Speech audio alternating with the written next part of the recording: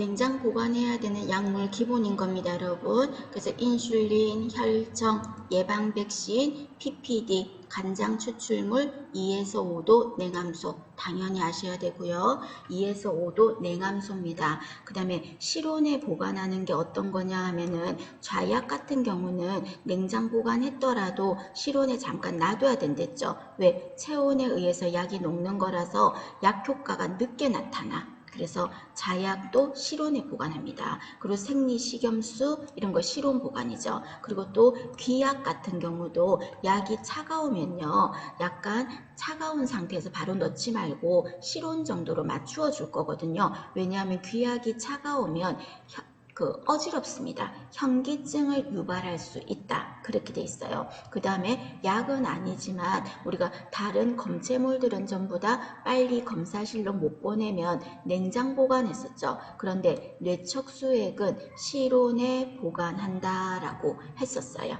한번 눈도장 찍으시고요. 그 다음에 약물의 용기입니다.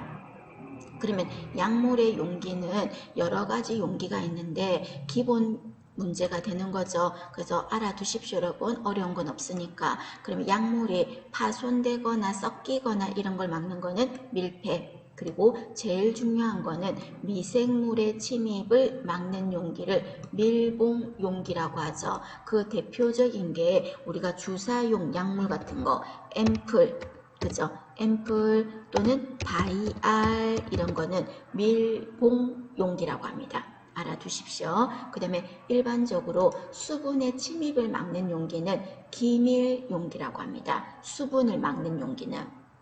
그래서 밑에도 있네요. 앰플 바이알은 밀봉 용기다. 알아두시고, 그리고 갈색병은 여러분 왜 갈색으로 해놨을까? 빛을 차단하려고. 그래서 차광 용기죠. 그래서 빛을 차단하는 용기를 뭐라고 한다? 차광 용기라고 합니다. 아실 겁니다. 자, 그 다음에 약물 투여 용량에 따른 순서죠. 나는 도저히 모르겠다 하면은 참고로만 하는데 모를 게 뭐가 있어. 그냥 우리 이렇게 외웠잖아. 그죠? 약물 투여 용량에 따라서 한상, 극, 중, 내치라고 외웠지 않습니까? 그럼 이때 한상, 극, 중, 내치 하면 제일 적은 양이 한 양이었죠. 한 양. 그죠? 내가 타이레놀을 3분의 1을 쪼개서 먹었어. 그럼 효과 없지? 한 양. 보편적으로 하나를 먹는다. 보편적인 양, 상용량. 그런데 최대 하루에 얼마까지 먹을 수 있습니다. 이래 말하면 최대량, 극량. 맞나요? 중독을 일으키는 최소량은 중독량. 그리고 치사량은 뭐였어요? 죽음에 이르는 최소량, 치사량. 그러면 가운데 있는 내량은 무슨 말이야? 중독은 일어났겠고 아직 죽지는 않은 양. 그죠? 그런 양은 내량이라고 하겠죠. 한상, 극, 중, 내치 이렇게 알아두시면 되겠고, 그 다음에 자, 제가 색깔로 해놓은 부분 있죠. 이 부분은 당연히 여러분 알아야 되는 말입니다.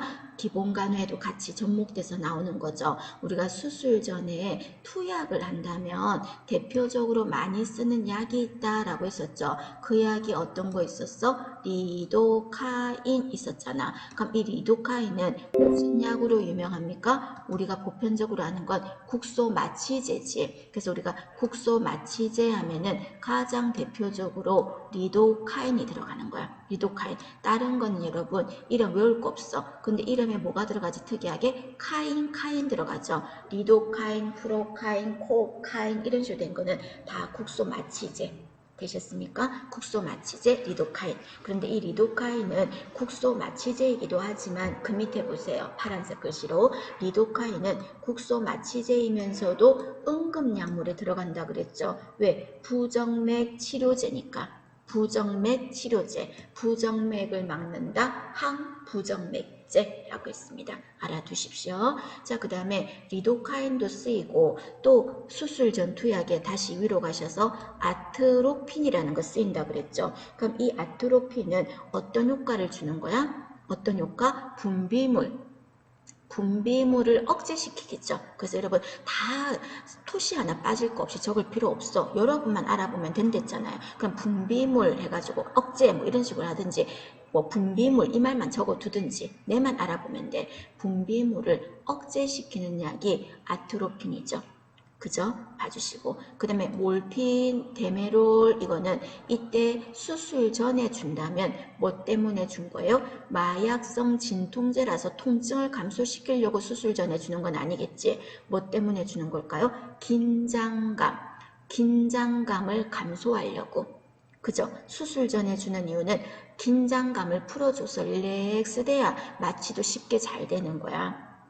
그런데 너무 긴장이 풀려서 환자가 일어나다가 쿵 하고 떨어져서 낙상될 수 있겠죠. 그래서 수술 전 투약을 끝내고 나서 가장 먼저 할 일은 이라고 물으면 투약하고 사이드 레일을 올려준다 하는 거 중요하다 그랬습니다. 이걸 안 올려서 환자가 쿵 떨어졌어. 그 뭐야? 주의 의무 태만인 거죠. 그 다음에 약장을 관리할 때 우리가 약장을 잠그는 이유는 보통 왜 잠굽니까? 약장을 잠그는 이유는 약의 오용을 막으려고. 우리 생각에는 훔쳐갈까봐 그런 것 같겠지만 훔쳐간다는 의미보다는 혹시나 잘못 쓸까봐 이중잠금 장치하는 약들 있죠. 이런 약들을 이중잠금 장치하는 이유가 뭐냐 이래 말하면 약의 오용을 막으려고 하는 겁니다. 되셨습니까? 주로 이렇게 오용을 막기 위한 대표적인 약이 어떤 게 들어가냐면 극약, 마약, 독약, 아편 이런 거는 이중잠금 장치를 하는 거죠. 당연히 하셔야 되겠죠. 그리고 마약장의 열쇠는 누가 갖고 있다? 책임을 맡은 간호사가 챙기고 있다라고 했습니다. 그 다음에 밑에 보시면 약물을 언제 투여하면 좋겠냐 하는 거 여러분 요거는 도저히 안 되겠다 싶으면 그냥 참고로만 해. 아셨습니까? 참고로만 하세요. 그래서 식전에 먹으면 좋은 약, 식간에 이렇게 적어 나온 거야. 한번 참고로만 보시고요. 자, 그 밑에는 진짜 제가 참고라고 적었어요. 혈압약들을 쭉 적었는데 다른 거 그냥 참고로 하시고 버리려면 버리셔도 됩니다. 자, 그런데 하나만 알아두신다면 혈압 강화제라는 말은 혈압을 강하게 하는 게 아니야. 혈압을 떨어지게 한다는 거야. 강하, 하강 같은 말입니다. 그냥 흔히 혈압약인 거죠. 그럼 혈압약은 언제 먹는 게 좋다? 정해진 시간에 복용하는 게 좋다. 주로 혈압은 하루 중에서 언제 오르냐면요. 오전에 올라. 오전에. 그러면 가장 오를 때 먹어주는 게 좋겠죠. 그죠? 그래서 주로 아침 식사하고 나서 복용을 한다. 그 뜻입니다. 요거는 하나 알아두시고. 자, 그 다음에 위로 올라가셔서 보시면 위로 올라가는 게 아니라 밑에 보시면 여러분 밑에 보시면 죄송해요. 밑에 아니네요. 위에 있네요. 위에 보시면 여기에 레저핀이라는 거 있죠. 레저핀. 이것도 혈압약이라 그랬죠. 이 혈압약은 부작용이 있었다 그랬죠. 그 부작용에 우리가 모의고사나 체크업 풀 때 많이 나왔던 거 비충혈로 코가 막힌다. 그리고 체중이 찐다. 그리고 또 우울증이 생겨서 우울증 환자한테는 안 좋다 하는 말 기억납니까? 레저핀. 하나 보시고 그 다음에 우리가 혈압이 있을 때 이뇨제를 주거든요. 이뇨제를 주면 내 몸에 소변으로 나가지 내 몸에 물이 나가지 물이 나가면 BP는 어떻게 된다? 떨어진다. 이기 때문에 이뇨제를 주는 거예요. 그럼 시험 문제에서 이뇨제 중에서 이뇨제가 어떤 약이 있냐 하는 거 나온 적 있었어요. 그래서 이뇨제의 가장 대표적인 약이 프로세마이드라는 거. 라식스라고 하는 약인데 프로세마이드 이게 이뇨제다 하는 거 한번 언급이 됐던 적이 있습니다.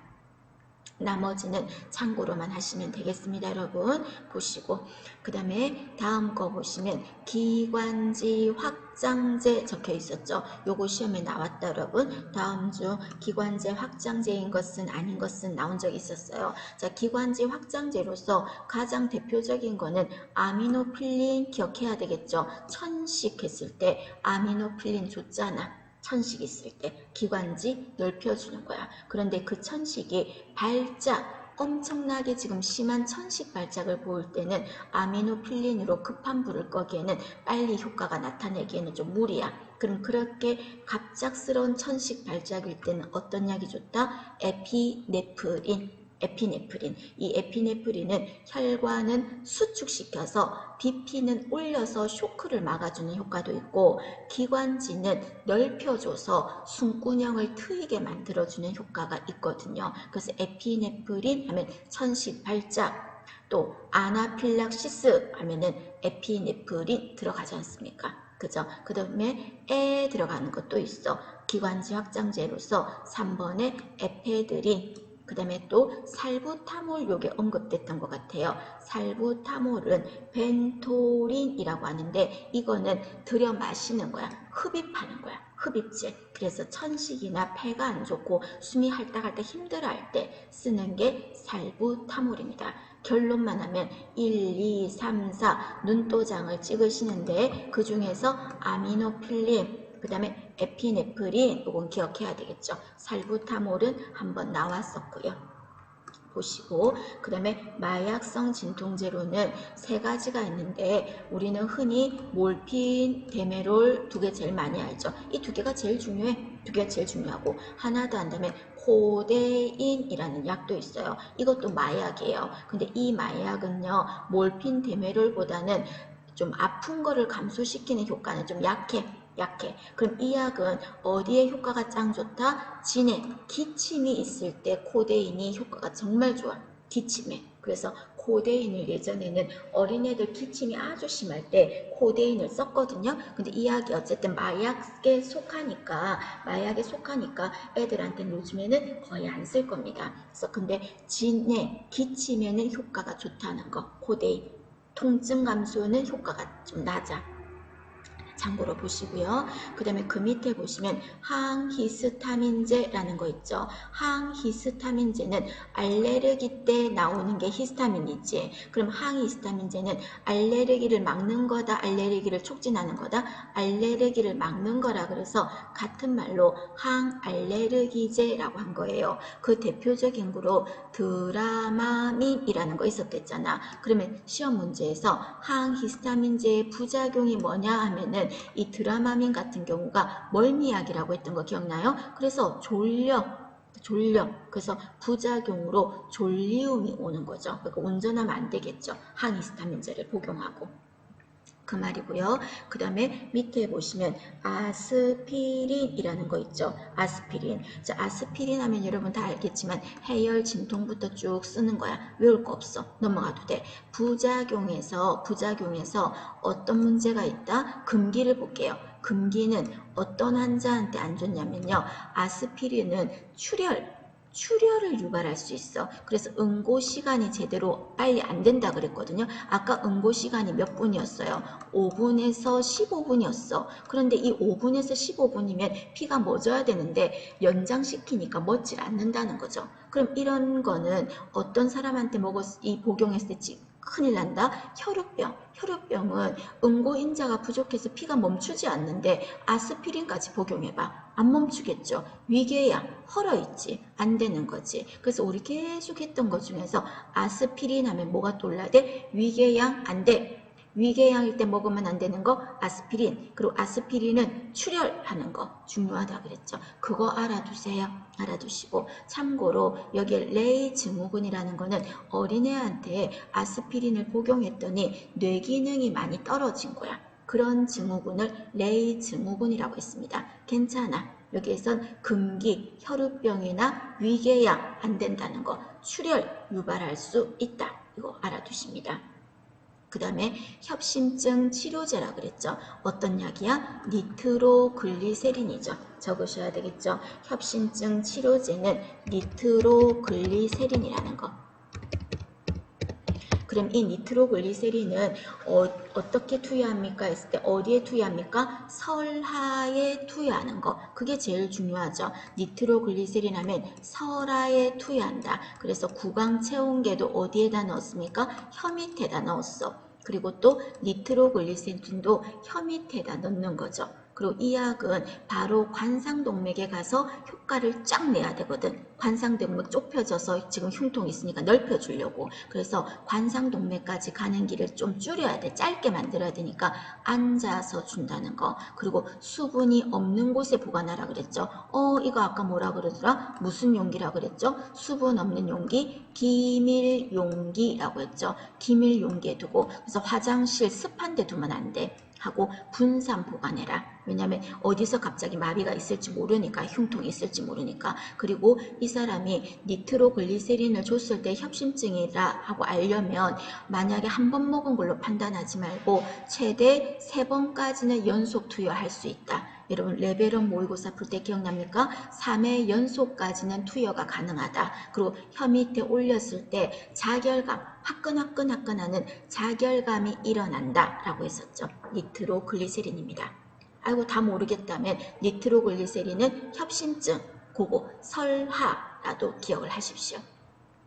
그 다음에 이번에는 항응고제입니다. 알아두시죠? 항응고제는 응고를 막는다 이거죠. 쉽게 말해서. 그 말은 이거를 주면은 잘못하면 출혈이 생길 수가 있겠죠. 그래서 이 약을 주면은요.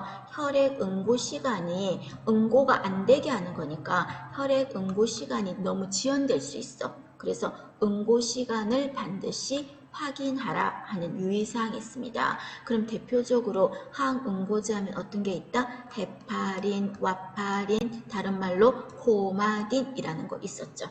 이런 것 등이 항응고제다. 그리고 이뇨제는 아까 말했다시피 물이 나가게 만드는 거죠. 소변으로. 그럼 제가 수업 시간에도 계속 말씀드리지 않습니까? 물이 나가면 나도 나갈래 누구였지? 따라내. 물 따라쟁이. 칼륨이었잖아. 칼륨. 그래서 물이 막 나가면 칼륨도 막 나가. 그래서 우리 몸에 칼륨의 수치가 떨어질 수 있기 때문에 칼륨이 너무 떨어져도 심정지가 오거든요. 그래서 칼륨의 수치가 얼마나 떨어졌는지 확인하고 만약에 너무 많이 떨어졌으면 이뇨제 주면 안 되겠죠. 그래서 칼륨 수치를 확인하고 투여하는 약이다. 이뇨제가.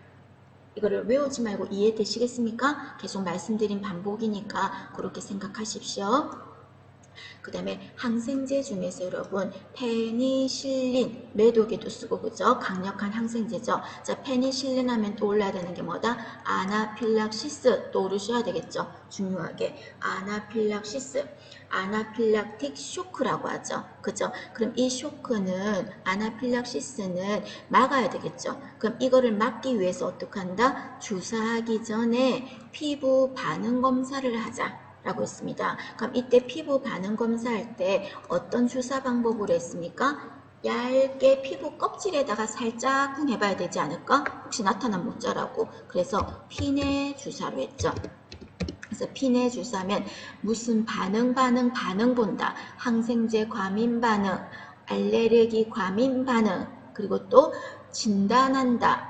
그죠? 디프테리아 진단, 쉬크 테스트 진단한다. 그리고 또 예방주사 중에서 뭐가 있었죠?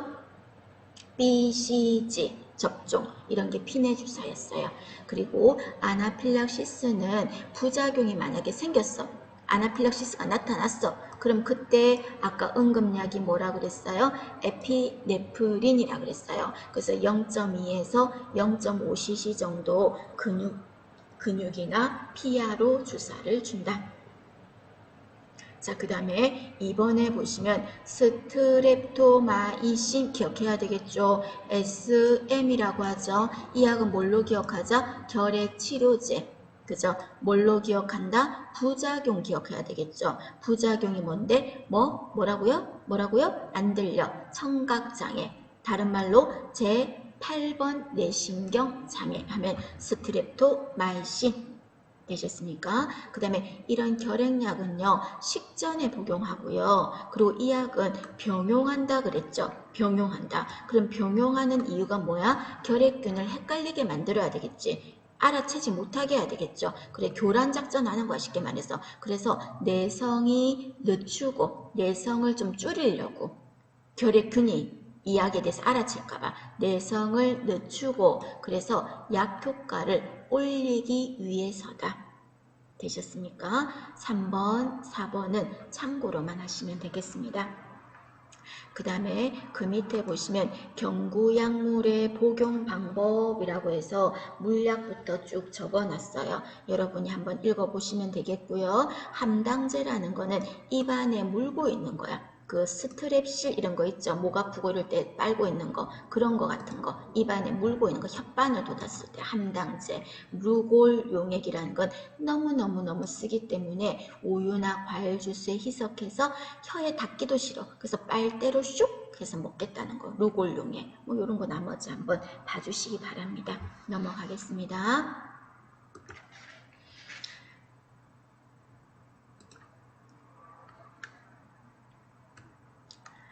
자, 그 다음에 당뇨병입니다. 여러분, 당뇨병. 자, 당뇨병은 알아두세요, 여러분. 혹시라도 교통정리 잘못하면 안 돼요.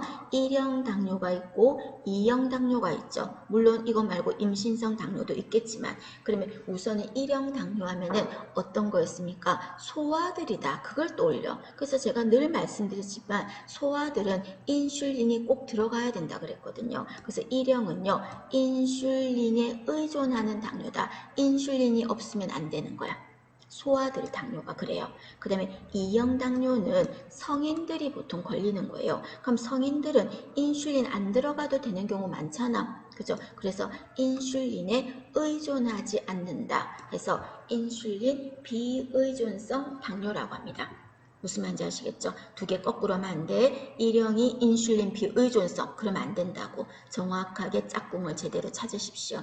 그 다음에 그 밑에 보시면 정상인의 공복시 혈당, 식후 2시간 혈당, 그리고 당뇨병을 진단할 때 수치를 좀 적어놨어요. 참고로만 보시면 되겠습니다. 그리고 지난번에도 레벨업 모의고사에서도 언급했지만 당화혈색소라는 거 있댔죠. 이거는 오늘 내일 수치를 보는 게 아니라 그랬죠. 얼마나 당뇨 환자가 이번에 다음번 진료받기까지 잘 살았나 막 살았나 알 수 있는 거라 그랬죠. 막 살았는지 잘 살았는지 관리 잘했는지. 그래서 4주에서 6주 또는 8주까지요. 평균 혈당치를 알 수 있어요. 그래서 평균 혈당 조절을 제대로 하고 있나 알아보는 검사가 당화혈색소라는 검사가 있다. 되셨습니까? 그 의미 정도만 좀 알아두시고, 그 다음에 당뇨병에서는 저혈당에 빠질 수가 있겠죠. 그러면 저혈당의 증상이 어떤 겁니까? 하는 거 알아둡시다, 여러분. 저혈당의 증상은 혈당이 낮으니까 우리 몸은 혈당을 올리려고 배가 고파 죽겠어. 올리려고. 그죠? 그래서 배가 고파요. 배가 고프면서요. 또 오한 또는 떨림이 있어요. 이 떨림은 굉장히 기분 나쁘게 가슴이 벙벙벙벙 뛰는 거랑 같이 매칭이 되면서 표현 못할 불쾌감이 있어요. 본인은 알아요. 당뇨 환자는. 그래서 떨리고 심계항진이 있어요. 그러면서 심하면은 땀도 나요. 발한도 있고요. 그리고 저혈당은요. 머리가 좀 아프다. 왜냐면 뇌에 혈당이 떨어졌으니까 뇌세포는 당이 필요하다 그랬잖아요. 당이 적으니까요. 머리가 아파. 그래서 이런 게 저혈당의 증상인데 경련은 있다 없다? 없어요. 군집독에도 경련 없었어요. 저혈당일 때도 경련 이런 거 없어요. 맞죠? 그리고 당뇨 환자가 저혈당도 있지만 또 뭐도 있습니까? 고혈당도 있죠. 그럼 고혈당으로 쓰러지는 거가 어떤 거냐면 당뇨병 혼수야. 이거는 고혈당이야. 혈당이 너무 높은 거야. 그럼 혈당이 너무 높으니까 입에서도 어때요? 단내가 난다 생각하세요. 그래서 숨을 쉴 때마다 과호흡을 하면서 입에서 과일향 냄새가 난다 이런 말 나올 거야. 무조건 입에서 과일향 냄새가 나온다 하면은 뭐다? 쿠스, 마울, 호흡. 그죠? 기본인 거죠. 쿠스, 마울, 호흡. 이거는 혈당이 높을 때 일어나는 호흡의 형태입니다. 보시고요. 그 다음에 영양에서는 여러분 6대 영양소, 3대 영양소 하면 뭐야? 탄단지지. 근데 6대 영양소 하면은요. 탄단지에다가 뭐가 들어가냐면 비타민, 무기질, 그리고 물까지 들어가겠습니다. 되셨습니까? 6가지, 6대 영양소입니다. 그 다음에 그 밑에 살짝 적어둔다면 권장량이라고 제가 살짝 적어놨어요. 자, 권장량은 탄단지 3개를 봤을 때 탄수화물은 전체에서 몇 프로를 차지한다? 65%. 내가 먹은 칼로리에서 65%. 그 다음에 단백질은 15%. 지방은 20%. 되셨습니까? 하나 참고로 적어 두십니다. 보시고 그 다음에 그 밑에 보시면 생명 유지에 필요한 최소한의 열량을 뭐라고 할까요? 답 적어 두셔야 되겠죠? 기초대사량이라고 하겠죠? 알아두셔야죠. 자, 기초대사량은 주로 이 기초대사량을 체크한다 이러면 이 사람 뭘까? 뭐가 약할까? 의심한다? 갑상선. 그래서 갑상선 질환자들한테 주로 측정하는 겁니다. 그럼 이때 어떤 식으로 측정합니까? 금식하고요. 제가 풀이하면서 그랬죠. 모의고사 풀이하면서 금식하고요. 그리고 누운 자세에서 가만히 있고요. 그리고 너무 추워도 더워도 안 돼요. 적당한 온도에서 가만히 있는 거야. 그게 기초대사량 측정 방법이라고 그랬습니다. 되셨습니까? 자, 그 다음에 체표 면적이 크면 기초대사량은 넓다. 동그라미 잘해두세요, 여러분. 기초대사량이 넓다. 넓다가 아니라 높다. 그 다음에 남자가 여자보다 기초대사량이 높다. 그 다음에 겨울철에는 추우니까 내 몸에 보일러 더 떼야 되겠지. 보일러 더 떼려고 막 운동하겠죠. 기초대사량이 겨울이 더 높아요. 보일러 떼야 되니까 추우니까. 여름에는 보일러 안 떼도 되겠죠. 더워 죽겠으니까 안 떼겠지. 기초대사량이 낮고요. 그 다음에 나이가 어릴수록 움직임이 많잖아. 기초대사량이 높다. 갑상선 기능 항진이 있으면 당연히 기초대사량이 높다. 너무 높아서 문제인 거죠. 그리고 임신, 수유, 월경 직전에 기초대사량이 높다. 그 다음에 근육질에 날씬한 사람, 하지원, 이시영 이런 여자 연예인들 있죠. 그런 사람은 기초대사량이 높을 거야. 그 다음에 티록신, 에피네프린, 성장호르몬 이런 3가지 이런 호르몬들이 주로 기초대사량을 상승시키겠습니다. 되실까요? 요거 여러분 전체적으로 한번 우리 했던 거지만 한번 다시 보편적으로 한번 훑어봐 주세요. 눈도장으로.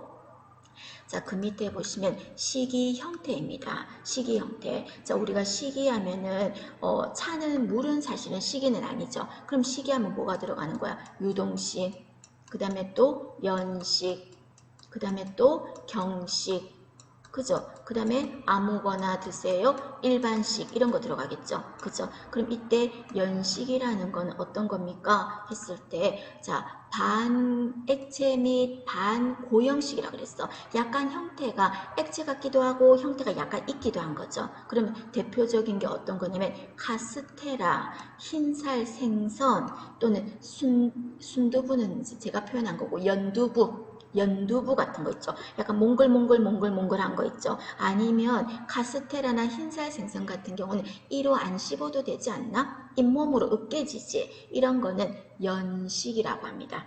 되셨습니까? 그 다음에 유동식이라는 건 여러분 어떤 거야? 이거는 액체를 말하는 거죠. 그래서 수술 직후에 뭐라고 했습니까? 1단계 식사다. 그래서 차, 유, 연, 경, 일이라고 했을 때 유동식이 1단계 식사. 이 말에 딱 나오면 유동식 찾아내야죠.